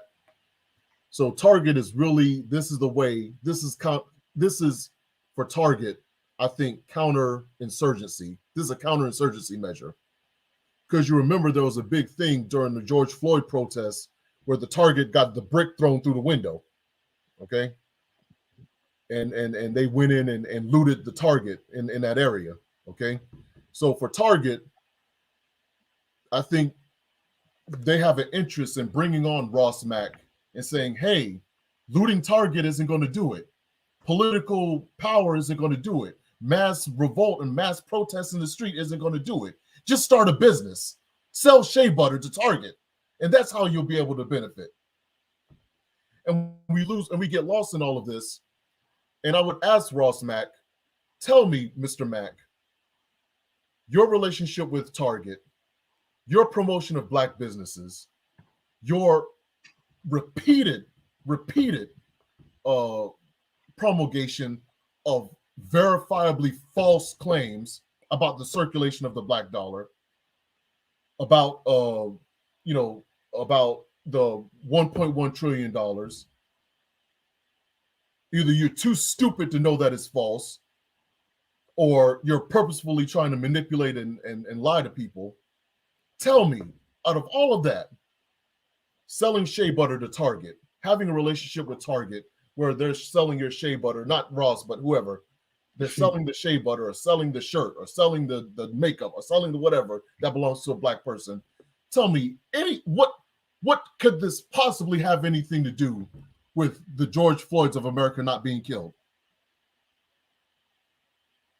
So George Floyd was killed because there weren't enough Black businesses being represented in Target?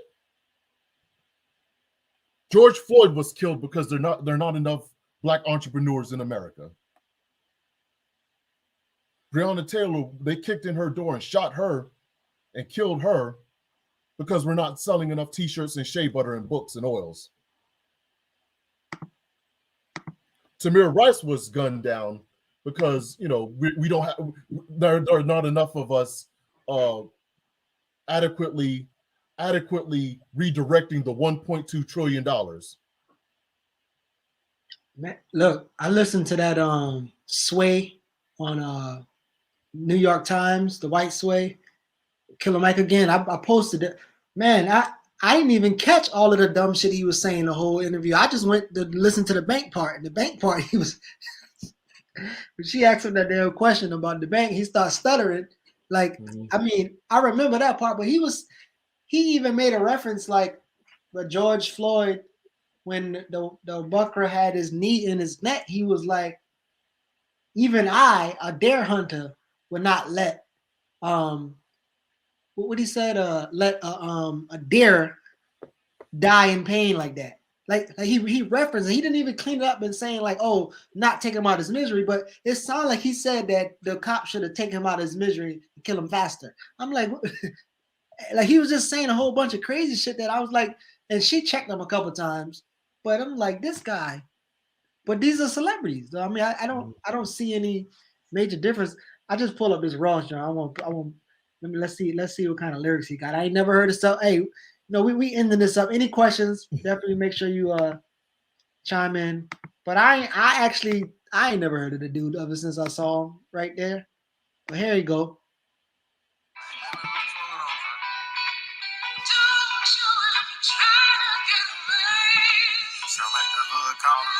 Whoever sang the vocals is not good, but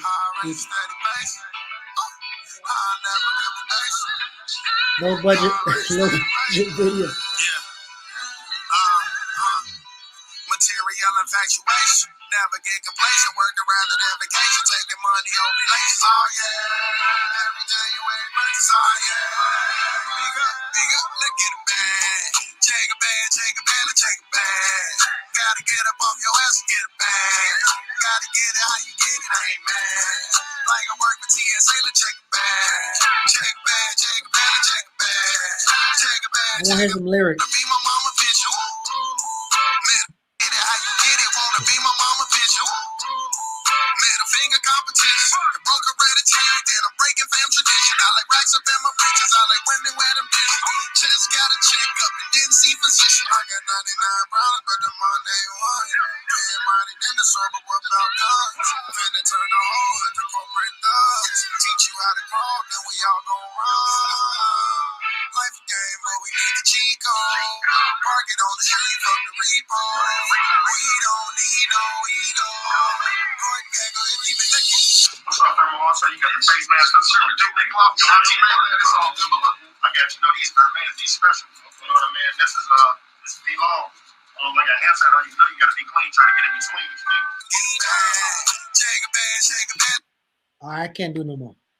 I tried. That dude You is know, horrible. and just to say that, you know, I want to be very clear. Okay. Number one, Iris, Sister Arset, he said he recorded this joint in a pork and bean can. That's what it sounded like. Absolutely. But okay, now look. He's horrible. Nas, and you know, Nas is one of the greatest rappers of all time, in my opinion, right? Now he's rapped about some. I think there's a recent song that he had with DJ Khaled, talking about, you know, the same bullshit, right? But since Nas is such a dope ass lyricist and DJ Khaled is a dope ass producer, the song sounded good. I don't agree with the lyrics that are being promoted, but the lyrics and the song and all like that, it just sounded good. I nodded my head to it, even though I know from a critical thinking perspective, it's bullshit. Okay, he could even make a dope ass song. First of all, the content is stupid, and he sounds like a damn clown. Okay, I'm talking about this Ross Mack clown. Okay, it's just not a good song. Yeah. So I mean, that's, you know, there's no redeeming quality to this fella. I mean, and again, you know, you could get, again, he's an example of you being able to have a platform promulgating bullshit, promulgating pro-corporate, pro-capitalist, pro-imperial nonsense, and get a platform no matter how much of a talentless hack you are. And Ross Mack is a very conspicuous example of that. Man, I'd never heard of the guy like until that happened. and he's definitely very untalented. And I mean, not that I just hate his politics, but he is very problematic. Okay, I got one more. We supposed to be going, and I'm about to go to bed. This is my last one. This your favorite. This your people's right here. Don't act like you don't love her. You be talking about her all the time. Wait, damn, I'm clicking stuff wrong. By the way, I'm gonna just key her in. This is one of Safo's biggest crush. I won't be surprised if they don't end up married pretty soon. Oh hell. Let me see who this is. I found it interesting that the economic history was sort of conveniently neglected from our Black history, and I felt as though everyone across the country reads the Diary of Anne Frank, but there is no book that provides you with the experience of a Black slave or even someone going to Jim Crow that's mandated across the country. So our goal is to have this book as the Black history book and as the American history book integrated in all schools across America. How can we be on the same page if we're not reading from the same book? Damn. Definitely. History of the Black Dollar, getting on Amazon.com. It goes from slavery to present day and provides us with an economic perspective on Black culture to get us all on the same page. And what's great about it is I think for kids sometimes we have to, just like when you watch a movie like Black Panther, take pride in things that we have accomplished, because like you said, there's a lot of things that I learned when I was reading this book that I didn't know we created. Can we pause real quick? To say, okay, we had a large. So first of all, look, as someone who uses CreateSpace or KDP, I know exactly how that book was published.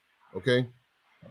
My first concern is, as much of a hack you are for the benefit of the ruling class, the benefit of the capitalist order, they didn't even think enough of you to even give you a publishing deal.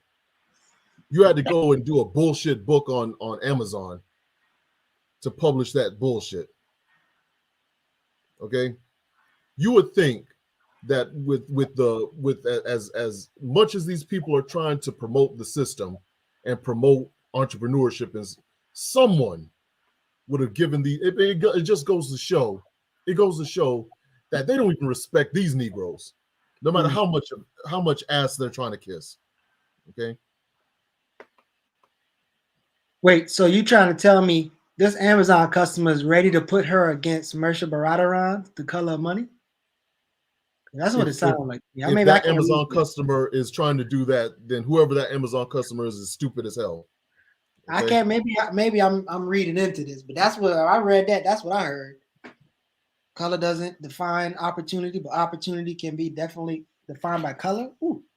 I mean, breaking down generational poverty. I ain't talking about policies, but go ahead. Yeah, that's rough. And to take pride in things that we have accomplished, because like you said, there's a lot of things that I learned when I was reading this book that I didn't know we created as well. And for kids, that's a source of pride to say, oh, okay, we had a large part in, we were the people that built this country.